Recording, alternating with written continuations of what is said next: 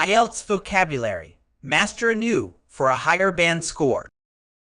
Mastering advanced vocabulary is crucial for achieving a high band score in IELTS, and today we're focusing on a word that can elevate your language skills. Anew. This small but powerful adverb can add precision and sophistication to your English expression. Let's explore its usage and nuances to help you reach that coveted band 8.0. Word type. Anew is an adverb. It's pronounced new with the stress on the second syllable. Meaning, anew means in a new or different way, or once more from the beginning. It implies starting something again, often with a fresh perspective or renewed energy. Word history. The word anew has been part of the English language since the 14th century. It's formed by combining the prefix meaning on or in with the word new. This combination creates the sense of being in a new state or condition. Antonyms.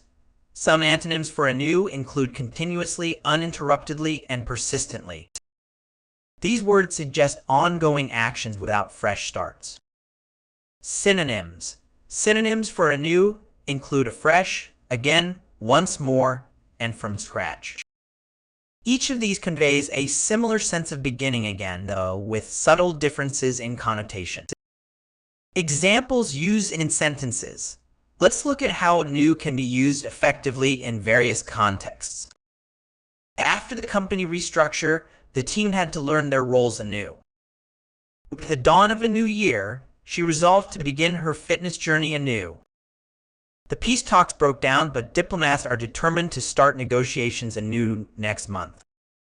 Each spring, the garden bursts into life anew, a testament to nature's resilience.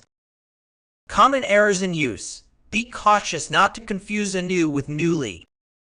While newly means recently or just now, anew specifically implies starting again. For instance, it's incorrect to say the store opened anew last week if it's a brand new store. Instead, you would say the store newly opened last week or the renovated store opened anew last week. Another common mistake is using anew redundantly. For example, let's start over anew is repetitive. Simply saying, let's start anew is more concise and elegant. To truly master the use of anew, incorporate it into your own writing and speaking. Practice using it in various contexts, and soon you'll find yourself employing this sophisticated adverb with confidence and precision. Remember, the key to excelling in IELTS vocabulary is not just knowing the words, but using them naturally and appropriately. With anew in your linguistic toolkit, you're one step closer to achieving that band 8.0 score.